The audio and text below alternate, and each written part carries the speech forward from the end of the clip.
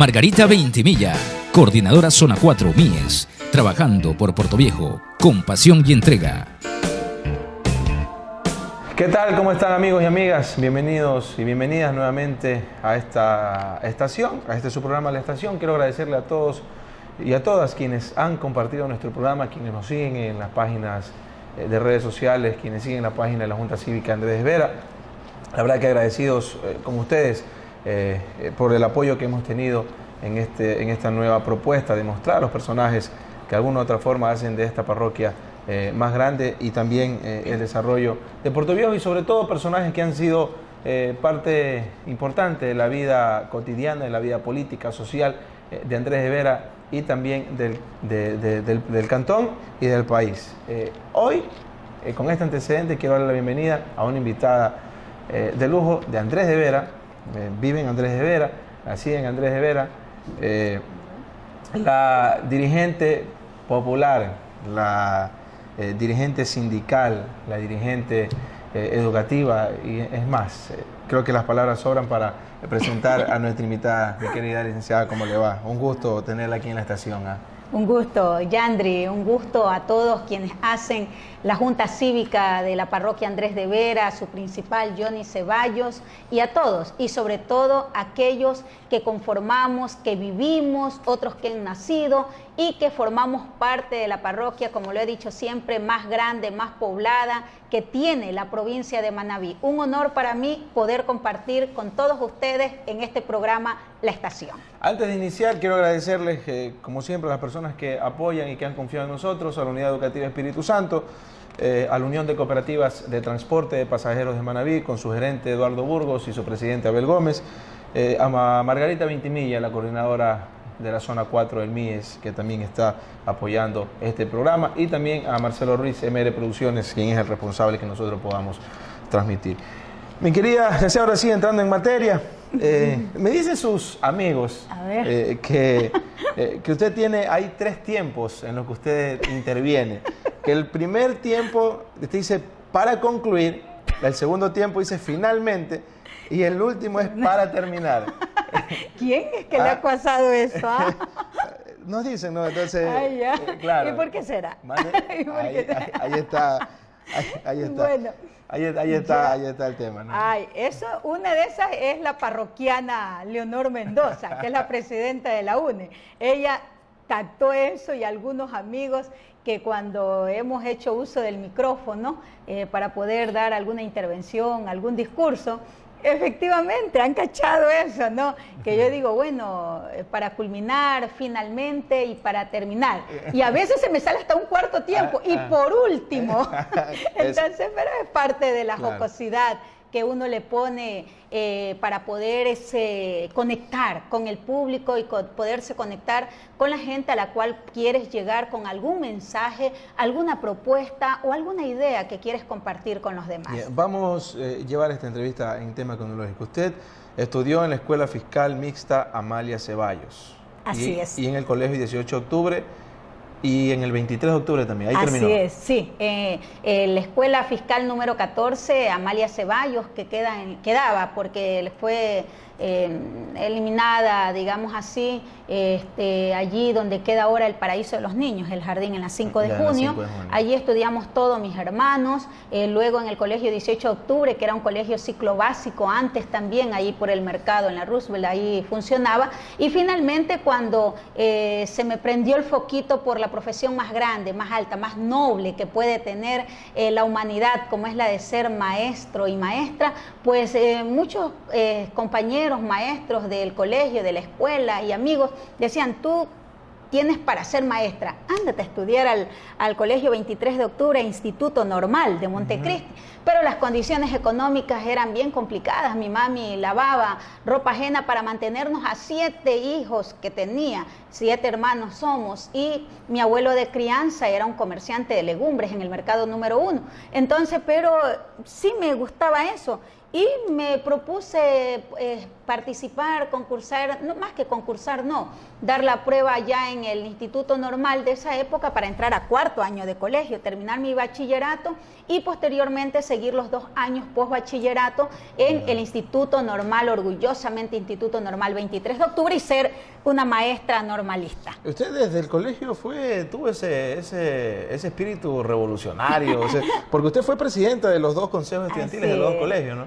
¿Cómo fue? De ahí ya nace esa experiencia suya y ese bichito por andar con las masas y moviendo masas. Yo creo que la política es algo muy grande, muy noble, que existe, y todos los seres humanos somos políticos por naturaleza. Lamentablemente, quienes han ostentado el poder y han dirigido los estamentos de este país han hecho que la política le cambien realmente el verdadero sentido de servicio que tiene la política. Desde cuando estaba en la escuela, le comento Yandri, a mí me gustaba y era presidenta de curso, sin saber, sin tener de manera un poco inocente, digamos así, presidenta de curso, pero no tenía todavía esa conciencia de saber qué significaba eso, defender a quienes representaba. Posteriormente, en el 18 de octubre, efectivamente, y en el Colegio 23 de octubre, tuve el alto honor de ser presidenta del Consejo Estudiantil y de gustarme eso de poder, más que dirigirme, de aglutinar a las masas, es de poder defender a quienes confían en nosotros, a quienes confían cuando nos eligen con un voto hasta el nivel más pequeño de elección popular. Eso es lo más grande que puedes tener. Y en ese entonces, desde que estaba en el colegio, yo no tenía afinidad política partidista, que es diferente. Era una política gremial, una política estudiantil. Claro, algo como que, en todo el colegio. En todo el colegio uno no está mirando partidos políticos ni líderes nacionales, uno más bien va por el tema del colegio interno, de los compañeros y toda esa corriente. ¿Cómo fue esa experiencia de ser presidenta? ¿Usted cree que ese fue un paso importante en su vida para decir, bueno, esto es lo que a mí me gusta, esto es lo que me apasiona? ¿Se imaginó usted en ese momento llegar hasta donde ha llegado? Bueno, les comento que cuando estaba el 18 de octubre, mi maestro Primitivo Ganchoso, que fue mi maestro de literatura, me encaminaba por la poesía, la declamación. Me encantaba Margarita de Baile y todo eso, que él le gustaba, a mí también.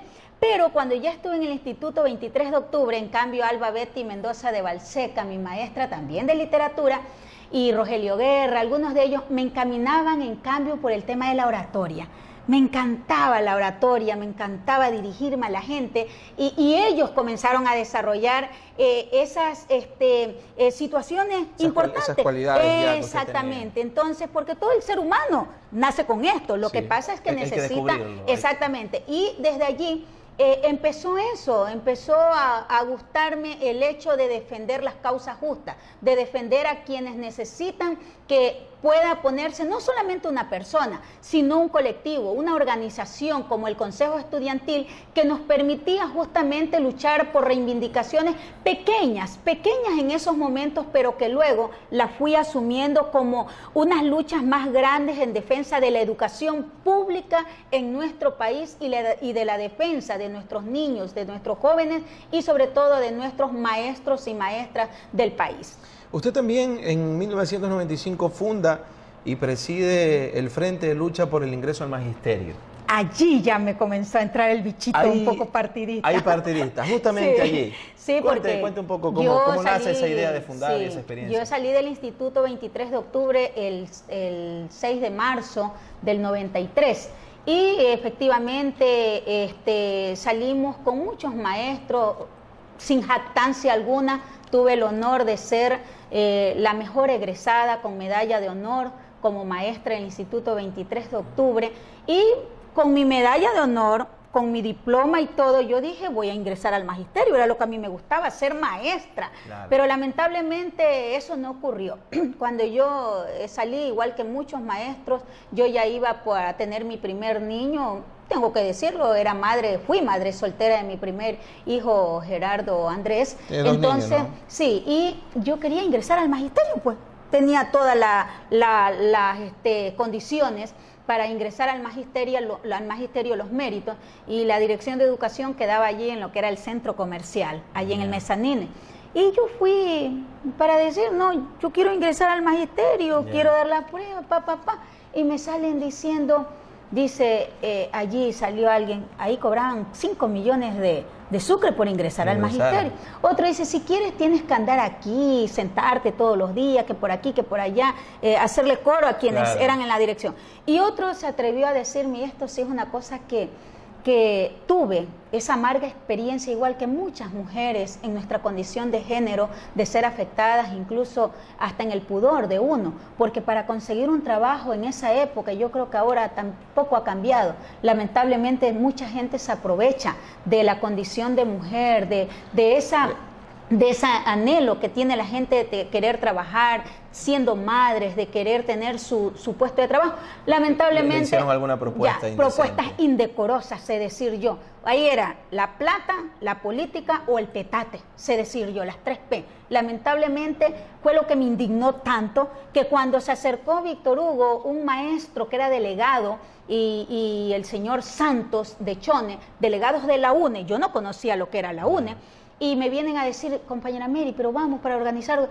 ¿Qué me vienen a estar diciendo? Ustedes son la misma porquería que todos. Cuando uno no conoce realmente a la gente, no conoce lo que es, uno se atreve a decir eso. Y recién usted también puede ser indignado, exactamente. Y recién empezando. Yo decía, todos ustedes son iguales. No, que compañera, que por aquí.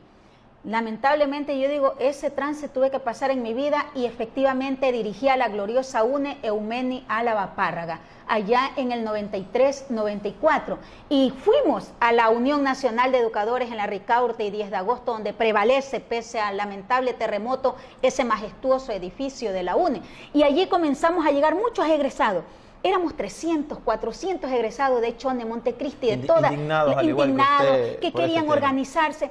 Y le comento que el hecho de haber tenido la experiencia de dirigir los consejos estudiantiles y de llegar a la UNE, aún con mis dudas, le comento, en ese entonces, bueno, conocí a mucha gente y comenzamos a organizar el Frente de Lucha por el Ingreso al Magisterio FLIN, donde nunca fui su presidenta, fui secretaria. Siempre, lamentablemente, las autoridades en ese entonces no habían muchas partidas, y las pocas que se creaban eran festinadas. Allí estuve 3 años, si mal no recuerdo, 3 años organizando a la gente, y las pocas partidas que venían, yo era necesitada, madre soltera, pero lamentablemente había gente más necesitada todavía, y siempre los dirigentes, este es el papel del dirigente, de quien está al frente, del líder, de decir, ¿sabe qué? Si hay un puesto, luchémoslo, peleémoslo para que ingrese quien lo necesita más. Y así fue, y posteriormente ya... Despojarse del tema personal. Y posteriormente ya esa organización, esa lucha, esa unidad de los maestros con aspiración a ingresar al magisterio, haber llegado a la gloriosa UNE, de haber conocido a mucha gente, a gente prestante allí, también me permitió conocer, llegar a la UNE, pero también llegar a la organización política de lo que fue el Movimiento Popular Democrático, de haber sido afiliada antes de haber ingresado al magisterio. Y posteriormente, el 12 de julio del 96, tuve el honor de ingresar por nuestra lucha, por la organización, por la defensa de los maestros. Ingresé orgullosamente a la escuela Huayna Capa en el sitio Bonce, dentro de Santa Ana. Ahí fue ya su primer trabajo, ingresando ya al magisterio en el 96. Sí, pero antes tuve el honor como maestra particular de trabajar aquí en la Escuela de la Piñonada San Pedro, en el colegio en la Escuela Federico González Suárez. ¿Cómo hacía antes? Porque antes el camino para Santa Ana era terrible. No, terrible, y no solo eso, que en la entrada de Bonce eran 8 kilómetros hasta llegar a la Escuela Huayna Capa. ¿Qué hacía usted ahí? ¿Se levantaba a qué hora? Yo me levantaba, ya ahí tenía mi compromiso con el compañero Patricio Castro. En ese entonces nos levantábamos a las 4:30 de la madrugada. Dejábamos hecho el almuerzo, parte del almuerzo, el niño pequeño se iba al jardín Gabriela Mistral, y bueno, yo cogía y me iba a Bonce en la entrada, lamentablemente no había, el camino no estaba bien y había que caminar 8 kilómetros. Caminar. Yo caminé cerca de 2 años, igual que mis compañeros maestros, Rosavera, Eufemia. O sea, durante 2 años caminó 8 kilómetros. 8 kilómetros ida y vuelta. 16 kilómetros casi diarios. Claro, usted ha caminado más que Jefferson Pérez.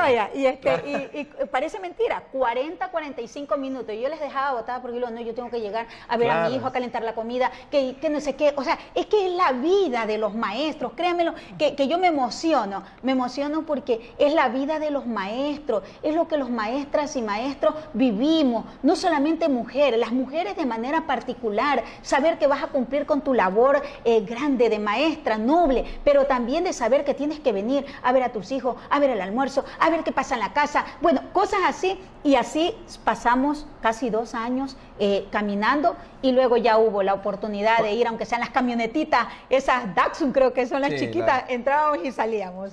Usted, después de todo este proceso, ¿no? de todo este tema, ya usted ingresó a la UNE, al magisterio.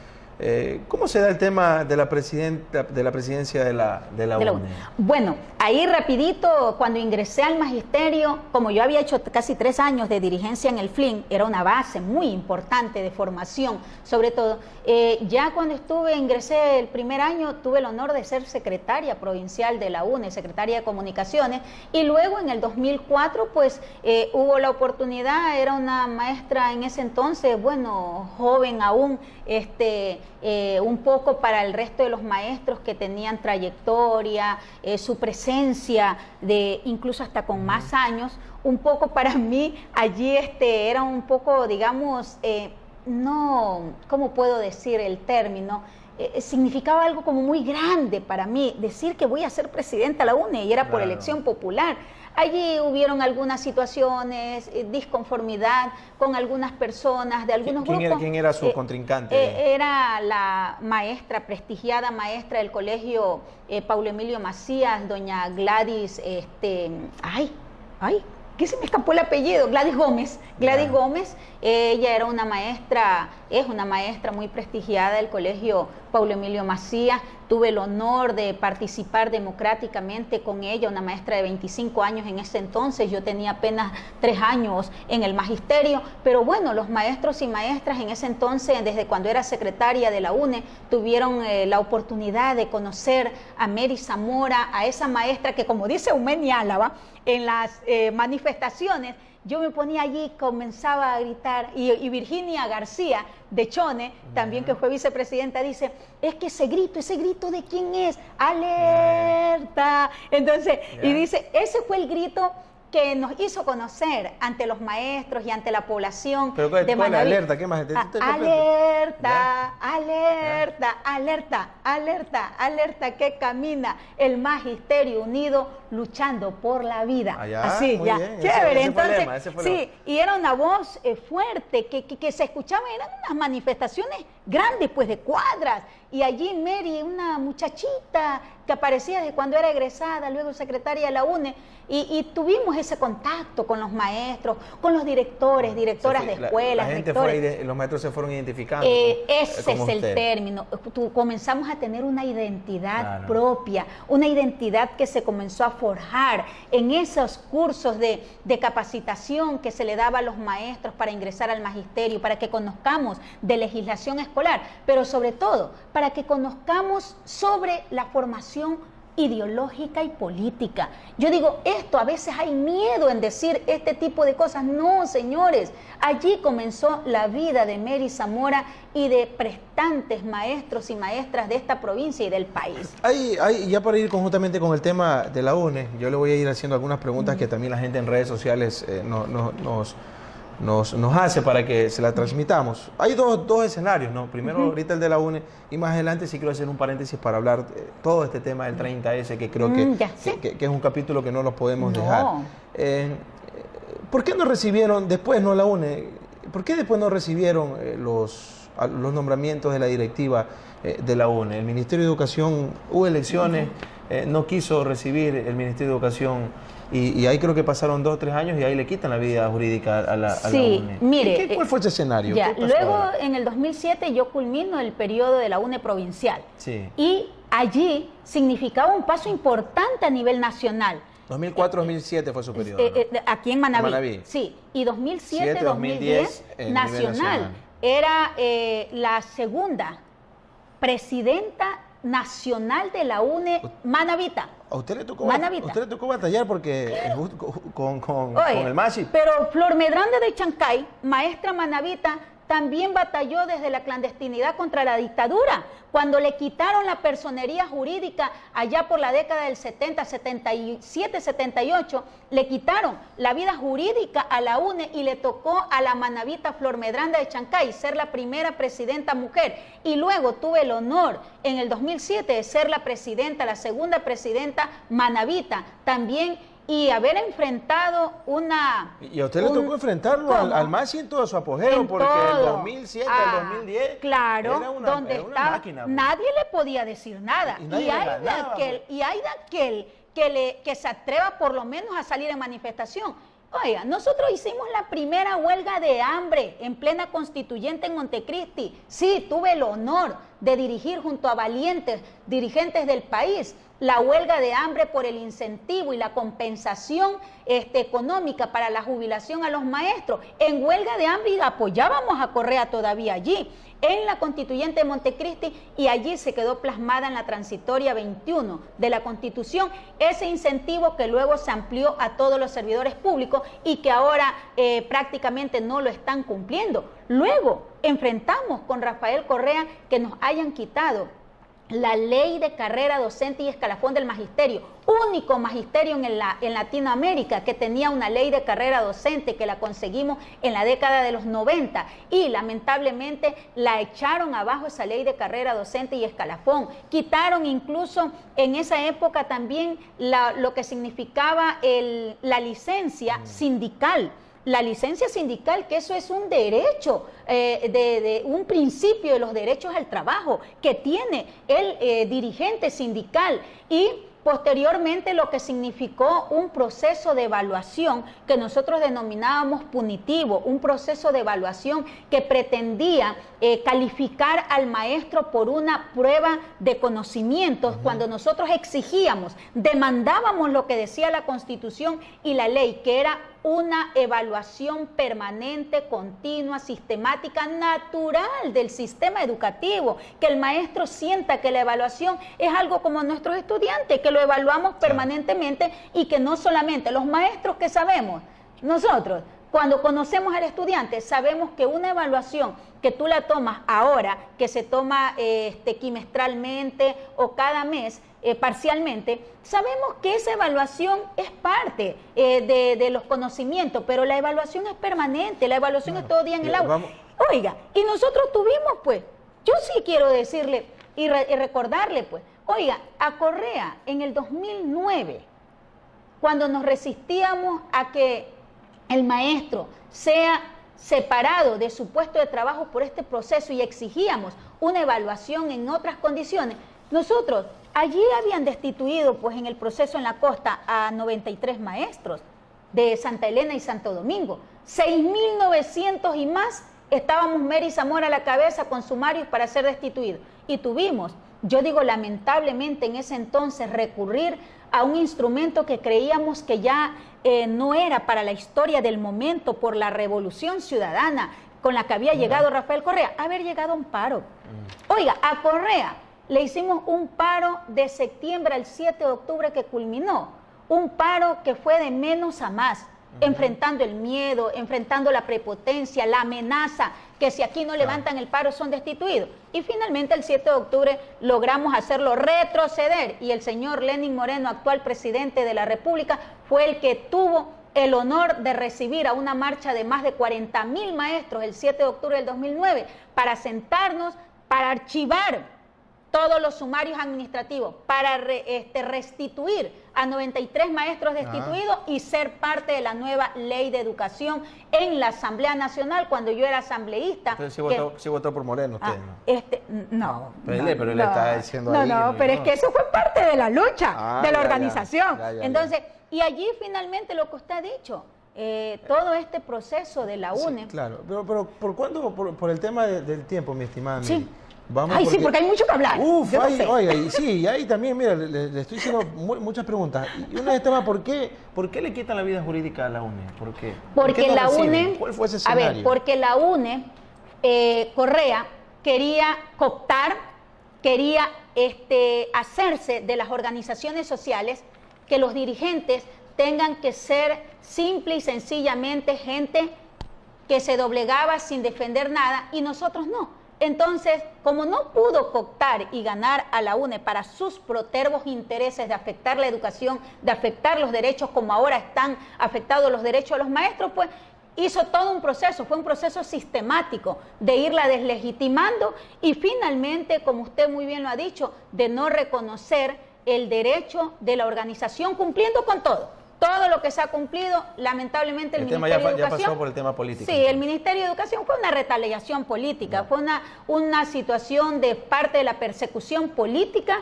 de los que hemos sido víctimas, muchos, miles de ecuatorianos en este país y sobre todo la organización social, y terminan de manera ilegal e inconstitucional. Y vamos avanzando para terminar con el tema de la UNE y entrar al otro capítulo que es el 30S. ¿En qué ha incidido la red de maestros en este entonces? Anteriormente una convocatoria de la UNE era una convocatoria, o sea, claro. Ya prácticamente perdió el protagonismo, perdió el interés. ¿Qué pasa ahí con el tema? ¿Ha incidido la red de maestros? Vea, no, el tema es lo siguiente, las organizaciones nacen por una necesidad. La UNE en el 44, de la gloriosa, el 4 de agosto, ahora cumplió 73 años, nació por una necesidad de defender la educación pública en este país, defender la dignidad y los derechos de los maestros y maestras y de la comunidad educativa y luchar por los intereses del país. Eso es la UNE. La UNE, las organizaciones como las que usted hace mención, no nacen, esas nacen por decreto. Esas nacen porque el patrono, en este caso, necesita de un instrumento que le permita, que le avalen la afectación de derechos a quienes dicen representar. Lamentablemente, y yo tengo que decirlo, hay quienes han caído en esa red de vergüenza y humillación para los maestros y maestras del Ecuador. Hay quienes por el chantaje, por la amenaza, se ven hoy obligados a participar de grandes, entre ellos, jornadas que dicen de concentración para aplaudir al verdugo. Obligan, claro, disculpen, pero eso es público. Lamentablemente, como son maestros que tienen o contrato, ahora nombramientos provisionales, que no son estabilidad como debe de ser para el maestro con nombramiento definitivo, ha hecho que los maestros lamentablemente los tengan que andar sacando para esas situaciones, y de resultados vemos que lamentablemente hoy los maestros, hasta nuestra condición de maestros se ha perdido. Oiga, el rol del maestro es de desarrollar, de promover los valores morales, éticos, estéticos, de conducir a la niñez y a la juventud, no de estar sometido como ahora lo hacen a simples tareas administrativas, a estar en la bendita plataforma, a estar subiendo esto, el papeleo, que la evidencia. No, señores, el maestro hoy ha perdido ese contacto, esa familiaridad con el niño, con el joven, con el padre de familia, con la comunidad, hasta la vida en el hogar. Hoy ha sido afectada porque el maestro está con una sobreexplotación laboral terrible y con un salario congelado hace 5 años. No se jubila como debe de ser. Es decir, esto ha conseguido la organización que entre comillas hoy dicen que existe en el país. No, la UNE existe. Por eso es que los maestros hoy, a como dé lugar, quieren que la UNE le devuelvan, como dice la OIT a nivel internacional, se le devuelva la personería jurídica y sobre todo le devuelvan todos sus bienes que fueron asaltados, que fueron robados por este gobierno que acaba de culminar de Rafael Correa, el Ministerio de Educación y el tristemente célebre ministro de Educación, el señor Espinosa, que ni siquiera tuvo la condición de asegurar las instituciones educativas. Por cuestiones de tiempo, no se me emocione mucho. Yo sé que le apasiona ese temita, no se me emocione porque ahí sí me todavía el 30 eso no lo hemos tocado. ¿A qué se debe la falta, pero cortísimo, la falta de protagonismo de la UNE? Bueno, la UNE sigue teniendo su protagonismo, su presencia. Pero no como hace 10 años. Vea, puede que usted diga, no, hace 10 años no, si en el 2009 estuvimos allí, en el 2012. Pero ha venido. Mire, lo que pasa es que toda esta política autoritaria, prepotente de persecución, si a la principal dirigente, Mary Zamora, fueron capaces de condenarla a 8 años de prisión por terrorismo y sabotaje, que ya vamos. Sí, oiga, si han destituido a dirigentes como Juan Cervantes, actual vicepresidente de la UNE Nacional, que es de Guayas, a la presidenta de la UNE de Guayas, Glenda Soriano, al vicepresidente que cuando estuvo Mary Zamora de presidenta, Francisco Rojas de Pichincha, también destituyeron. Oiga, hay más de 300 maestros destituidos por retaliación política y persecución que no se han sometido. Entonces, toda esta política al movimiento social, no solo a la UNE, al movimiento social y popular, evidentemente, que no es que lo han relegado, pero sí, sus afiliados, un solo maestro, dice Roxana Palacio, presidenta de la UNE, un solo maestro desde hace un año que fue quitada la vida jurídica a la UNE, un solo maestro no se ha desafiliado de la gloriosa UNE. Por el contrario, hay muchos maestros que son de base, que están en esta dichosa red, que hoy dicen cuándo devuelven la vida jurídica a la UNE, a ver si allí sí podemos contar con la defensa de un gremio que nos defienda. Vamos, otra cosa, pero cortito, cortito. Se nos acaba el tiempo.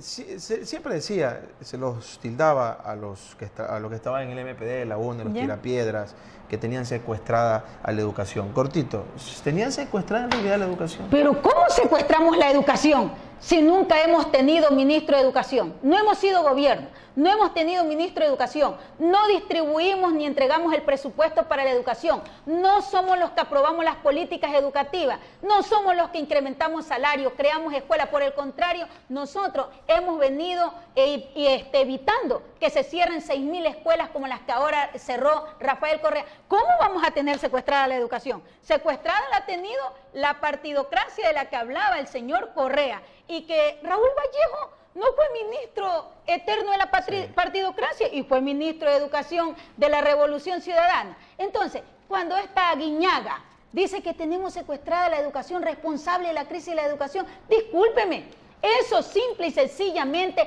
es querer justificar lo que jamás han hecho para tener una educación de calidad y calidez como es la que demanda la niñez, la juventud y el pueblo ecuatoriano. Listo. Y ahora si pasamos al otro capítulo, el 30S, vamos a hacerlo cortito, mi estimada Mary, cortito. Porque el tema del tiempo se nos... Grande la cinta.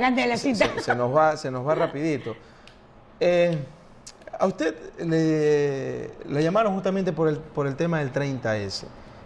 ¿Incitó usted o no incitó a salir a los estudiantes? ¿Qué hacía usted en ese momento? Porque saca un video que fue la prueba del gobierno, el video que usted sale y sale hablando ahí. ¿Qué les dijo en ese momento? Vea. Pero vamos cortito. Ya, rapidito. Mary Zamora era presidenta nacional de la UNE, era miembro nato del Fondo de Cesantía del Magisterio, que asaltó y le robó los recursos al Magisterio Correa, Glass y su gobierno, y era asambleísta nacional.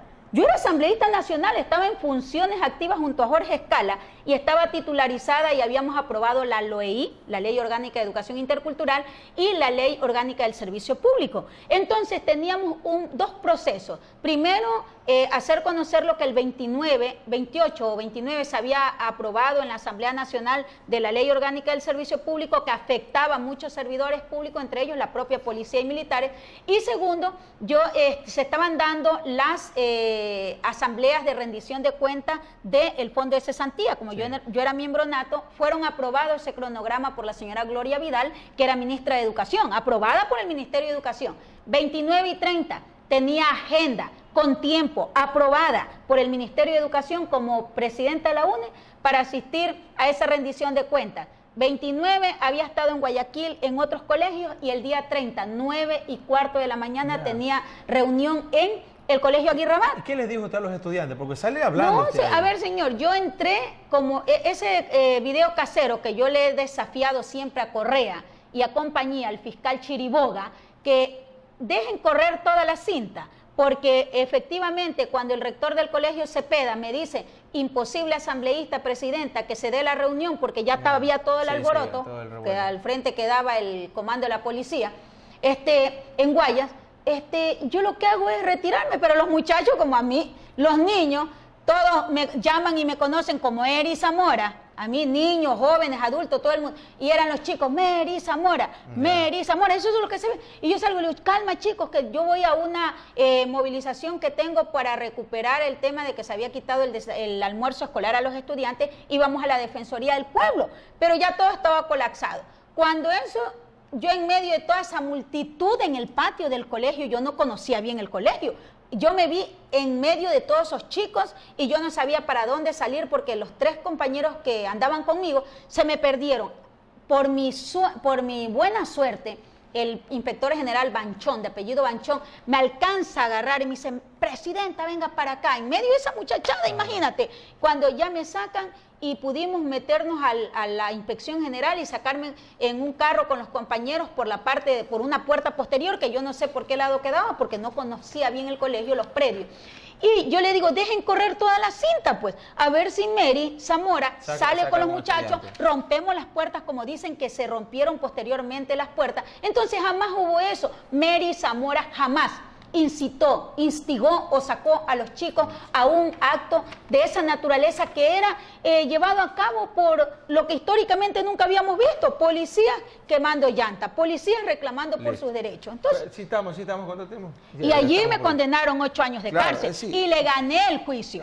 Ya el tema del juicio ya creo que ya es público. Sí, pero todavía no se ha terminado. Sí, pero a usted le emiten una orden de captura porque le llaman a declarar. Ah, sí. Le emiten una orden de captura. El 28 de octubre. En octubre del 2010 le emiten una orden de captura. Así. Usted estuvo, según los datos, estuvo 45 días aproximadamente. En la clandestinidad. ¿Dónde se escondió? Claro. Yo estuve en Quito y estuve en Guayaquil. 30 días en Quito. Yo hacía cadena como presidenta de la UNE Nacional. Hacíamos cadenas radiales de 40. Por ahí, eso no se dice. Pero se dice, no, se dice ¿cuál es que se dice? El milagro, pero no el santo. Pero ya ahorita ya es parte donde de una maestra en Calderón de Pichincha, de Quito, allí salíamos, yo andaba con bufanda como el Micha, así, cubierta, y los celulares eran los chips. Esos telefonitos que no tan... y cogíamos 15 minutos de cadena, 10 minutos rodando y ¡blum! Botábamos ese tipo de aparato. Claro, 2 veces casi me agarran en Quito. Oiga, créanme lo que pasamos por el comando de los militares allá en Quito, que venía donde el médico. Estuve muy mal en ese entonces. Me enfermé de estar encerrada, que no podía estar. ¿Y qué pasó ahí los militares? Entonces? No, pues, y como yo iba toda arropada y le dicen, es que vamos con mi tía que está bien malita, la vamos a hacer ver porque está mal, se le cierran los pulmones. Y yo arropada, por favor. Entonces, y me lograron sacar donde el médico y logramos salir. Pero lo peor no fue eso. Cuando ya me trasladaron a los 30 días a Guayaquil, porque ya iba a salir que María Leonor Jiménez, la presidenta de la Corte Nacional de Justicia, mi juicio estaba en Guayaquil, ella tenía que darme un recurso para poderme defender en libertad. Si estábamos recién en el proceso de indagación previa, ¿por qué tenían que allanar mi casa y allanar un peor que delincuente para quererme coger presa? Tuve que esconderme primero para defenderme. Y ya llego a Guayaquil, ahí me escondí en casa de 3 rectoras, se dice el santo, pero no el milagro. 3 maestros rectores. Oiga, ¿En qué lugar de Guayaquil? Yo no me acuerdo, ahí sí no me acuerdo, ahí me cogiste, porque no me sé, no me recuerdo. Entonces, ¿de quién? De una maestra de Virginia, parece que era que se llamaba. Bueno, estos maestros, la primera vez, nosotros siempre nos informaban de la fiscalía mismo cuando iba a salir la orden. Dijeron que ya habían conseguido el lugar donde yo estaba, porque en Guayaquil era más complicado andar tapada, pues no hacía frío. Entonces yo ahí hacía las llamadas para las cadenas de ahí mismo y sacaban el celular, y cometieron el error los compañeros en ese entonces de que no se sacaba el celular como en Quito, rápido, y no salía, sino que era ahí dentro. Oigan, me agarran allí y yo 15 minutos, pero por reloj, 15 minutos me sacan disparada a otro lugar y llega la policía, allana ese lugar. Y así, la rastrearon ahí. Oiga, y así en otro lugar, para no hacer tan largo el cuento. Fue 45 días. Claro, y finalmente, gracias a María Leonor Jiménez, que ahora tuve la oportunidad de encontrarla nuevamente, presidenta de la Corte de Justicia de Guayas, pude tener ese recurso para defenderme en libertad, y durante este tiempo han sido 7 años, 5 años que fueron tenaces para Mary como mujer, como madre y como maestra, tener que cargar desde los 10 años prácticamente a mi hijo menor que andaba conmigo, enfrentar audiencias, fiscales, jueces, que Chutica, tú sí sabes, o sea, yo ahí digo que se pongan en mis zapatos. Tú sí sabes lo que es para una mujer, para una madre y una maestra, tener que enfrentar que te digan que eres terrorista, que eres saboteadora, que eres criminal, que has querido hacer... Y allá va una pregunta en redes sociales. ¿Cómo cambió su vida después del 30 de septiembre? Pero cortito, porque ya estamos... No, realmente fue una etapa muy dolorosa para mí, para mis hijos, para Eduardo Patricio, para Gerardo Andrés, para mi madre, que enfermó más, toda la preocupación de toda madre por sus hijos, de saber que, oye, fueron cadenas. Oye, fue todo el aparato estatal, fue todo el aparato estatal, la difamación es más grande que se le puede hacer, es un daño que no lo repara nadie, pese a que hoy estamos planteando una amnistía, porque la amnistía es, a diferencia del indulto, no es perdón y aceptar que tú fuiste culpable y que te perdonen. La amnistía es reparación de daños morales, de daños de toda naturaleza, laborales. Yo creo que 7 años hasta el momento, pero 5 años tenaces hasta el 2015, cuando en el 2014 me declaró inocente la propia justicia, la Corte Nacional de Justicia, Ailuardo, el señor Eduardo Ailuardo, que era el presidente de esa sala, fue destituido ya de la sala de la Corte Nacional. Entonces yo digo, pero eso cambió mucho, porque realmente tú ves hasta dónde puede llegar la maldad, hasta dónde puede llegar el ensañamiento de gente que por tener el poder se cree con derecho a pisotear, a aplastar la dignidad, el pudor de la gente y de las personas que no estamos de acuerdo. Vamos cortito, una pregunta en redes, porque ya el Marcelo está que me hace... ¿Se sentaría usted a tomar un café con Correa, le da la mano y un abrazo? No, pues yo no puedo sentarme a conversar con alguien que ha salido huyendo peor que delincuente. Discúlpeme, que saquearon el país, aquellos que han dejado quebrada la economía, que persiguió, aquellos que han encarcelado, el responsable de haber encarcelado, el responsable de la corrupción en este país. No le daría la mano a Rafael Jamás Correa. podría sentarme yo a darle la mano a quien ha sido el principal responsable de la década perdida en este país. Ya. Rapidito, cortito, ¿cree usted que con la llegada de la Bucarán se convierte en una pieza clave políticamente hablando para tanto a favor como en contra? Bueno, es un poco irrelevante el tema. Cada político tuvo su época, tiene su época. En todo caso, la presencia de Abdalá y de todos los políticos de las diferentes tendencias políticas en el país, pues tienen su oportunidad y tienen su espacio. ¿Participaría en futuras elecciones? Mire, a quienes hemos, y nuestra vida es esto, lo más grande, el hecho de servir, de estar al frente, de defender las causas justas, pues no, eso no está impedido. Mary Zamora toda la vida seguirá siendo parte de esta lucha inclaudicable por los derechos, por el progreso y el desarrollo de Manabí y del Ecuador. ¿No descarta participar? No, para nada, yo no puedo descartar. Listo. Es verdad, y con esto termino, ¿es verdad que Patiño le dijo que no se mete en problemas con Rafael? Me dijo que iba a caer en desgracia en el Ministerio del Litoral. Mary, Rafael te estima, te admira, vas a caer en desgracia por defender a unos mediocres y vagos. Yo le digo, si caer en desgracia es ser leal, consecuente con nuestros principios y defender y ser leal con la gente que cree en nuestra lucha y en nuestra defensa, como es defender a los maestros y maestras de mi patria, bueno, tendré que caer en desgracia. Y yo creo que no es que he caído en desgracia, simple y sencillamente los dirigentes sociales y populares nos enfrentamos a esto y mucho más cuando estamos convencidos de defender a la gente que cree en nosotros. Se nos quedan un sinnúmero de preguntas, pero por cuestiones de tiempo, yo creo que vamos a tener, como en todos los programas, los invitados, vamos a tener que hacer otro programita para poder este tema. ¿Su hijo estudia en el Colegio Olmedo? Ya terminó. Eduardo Patricio. Él estuvo cuando Rafael fue a inaugurar la unidad del milenio.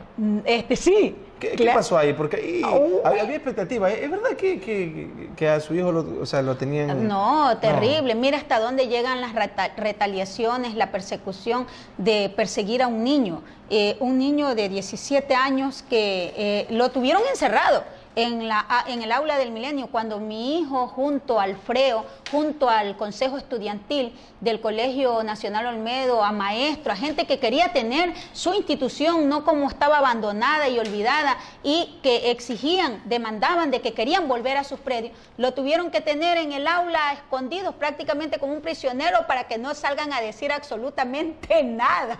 Entonces, pero sí, él ya se graduó orgullosamente, hoy va a estudiar educación general básica en la Universidad Técnica de Manabí, ya está para poder ingresar. Mi hijo mayor de 24 años, pues él es el que me acompaña siempre también, no ha tenido la oportunidad por esas dichosas pruebas de haber ingresado, porque lo mandaban a Ibarra y él no se iba a ir a Ibarra. Queremos agradecerle a usted, mi estimada Mary, y la última pregunta, con esto nos vamos, ¿qué opina usted de la Junta Cívica Andrés de Vera con esta nueva directiva y este cambio generacional y de mentalidad que hay? Bueno, yo creo, Yandri, usted que es vicepresidente, don Johnny, presidente de la Junta Cívica, hay muchos amigos y amigas, ahí está mi amiguis Malena Cardona también, como los decimos, gente que es parte de la Junta Cívica, de este directorio, y sobre todo Leandro Briones, mi amigo también, más allá de la posición ideológica y política, nosotros tenemos la madurez de poder compartir, de poder conversar con la gente, y esta Junta Cívica pues tiene una posición muy plural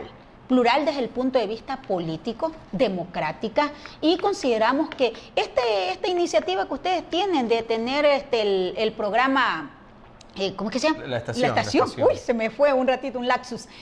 La estación, pues yo lo dije al inicio, es una oportunidad que te conecta no solamente con la dirigencia, te conecta con la barriada, te conecta con la gente. Esta parroquia Andrés de Vera tiene más de 300 barrios y ciudadelas, si mal no recuerdo. Históricamente la parroquia Andrés de Vera, no por ser solamente la más grande y más poblada, sino que es una parroquia donde vivimos, donde persistimos mucha gente que quiere el desarrollo y el progreso, y yo creo que la Junta Cívica, ustedes tienen en sus manos la altísima responsabilidad y el derecho también como organización de encaminar, de ponerse al frente y de poder aglutinar a los parroquianos y sobre todo a los portovejenses y manavitas para poder emprender el desarrollo, el progreso que queremos vivir los manavitas, los portovejenses y sobre todo los parroquianos de Andrés de Vera. Muchas gracias. Muchas gracias a usted, mi estimada. Y a seguir adelante. Es un gusto haberla compartido con usted. No le voy a decir que nos invite a comer porque por ahí me dijeron que su plato, su especialidad no es la cocina, ¿verdad? Ay, no me gusta mucho, pero sí cocino, por favor, si yo me levantaba de madrugada a cocinar. Bueno, pero un honor también tenerlos aquí en La Piñonada. En La Piñonada. Sí, Ciudadela San Gregorio. Sí, Ciudadela San Gregorio, pero La Piñonada fue parte de la invasión que hizo ese negro Jaime Hurtado hace años, cuando yo no estaba ni siquiera en el partido. Pero posteriormente los asentamientos, ya las propiedades que muchos hemos adquirido con mucho sacrificio, pues hoy tenemos la Ciudadela San Gregorio, más conocida como La Piñonada, que es parte de esta importante parroquia Andrés de Vera. Gracias. Agradecerle a nuestra invitada el día de hoy. Y cualquier cosa pregunten por redes. A Mary Zamora, sí, hay que preguntar por redes, se nos quedan algunos temas ahí, pero ya posteriormente lo estaremos haciendo. Gracias a todos ustedes. Nuevamente queremos agradecerle a Margarita Ventimilla, la Unión de Cooperativas de Transporte de Pasajeros de Manabí, Eduardo Burgos Gerente, con su presidente Abel Gómez y su vicepresidente Unai Pazmiño, a la Unidad Educativa Espíritu Santo y a Marcelo Ruiz, MR Producciones. Gracias a todos ustedes y nos vemos en una próxima estación. Que tengan una excelente semana. Muy bien. Margarita Ventimilla, coordinadora Zona 4 MIES, trabajando por Portoviejo con pasión y entrega.